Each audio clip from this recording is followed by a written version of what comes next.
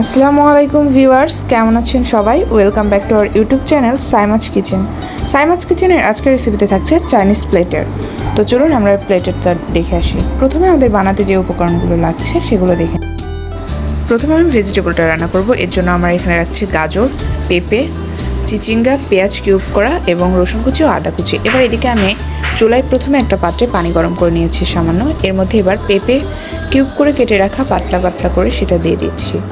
এবার এর মধ্যে আমি গাজর দিয়ে দিচ্ছি। এবার আমি এর মধ্যে একে একে চিচিঙ্গা দিয়ে দিচ্ছি। এবার আমি এগুলোকে সুন্দরভাবে সিদ্ধ করে নেব। পুরোপুরি সিদ্ধ করে নিয়ে এখানে আমি 50% বয়েল করে নিয়েছি। এবার এদিকে একটা কড়াইতে আমি 1 চা চামচ পরিমাণ বাটার দিয়ে দিচ্ছি। এর মধ্যে এবার রসুন কুচি, আদা কুচি দিয়ে দিয়েছি।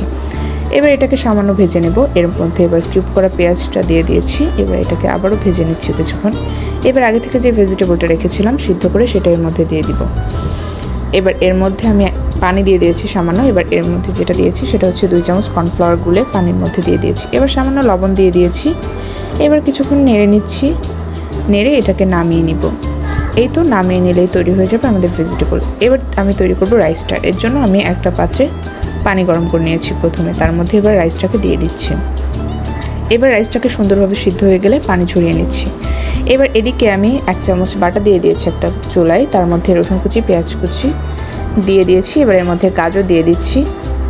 তারপর এখানে চিকেন দিয়ে দিয়েছি এবং এদিকে আমি সামান্য লবণ দিয়ে দিয়েছি এবং মশলাও দিয়ে দিয়েছিলাম 2টা মরিচ এবং তেজপাতা। এদিকে এবার আমি বাদাম দিয়ে দিচ্ছি এর মধ্যে, চীনা বাদাম এবং পেস্তা বাদাম।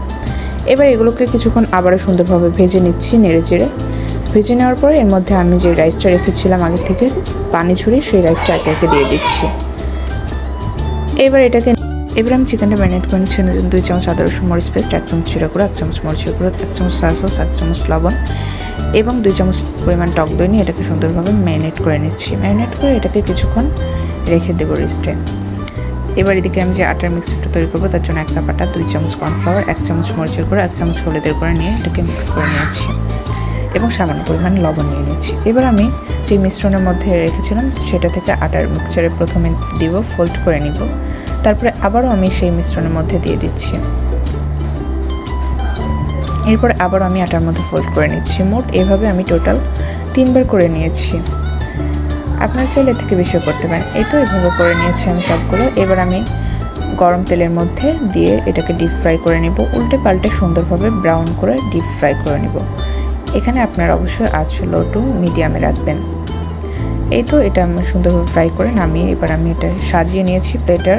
এতে তৈরি হয়ে গেল ছটপট চাইনিজ প্লেটার। প্লেটারটা ভালো লাগলে একটা লাইক করবেন, কমেন্ট করবেন এবং নতুন নতুন রেসিপি পেতে চ্যানেলটা অবশ্যই সাবস্ক্রাইব করবেন। আল্লাহ হাফেজ সবাইকে।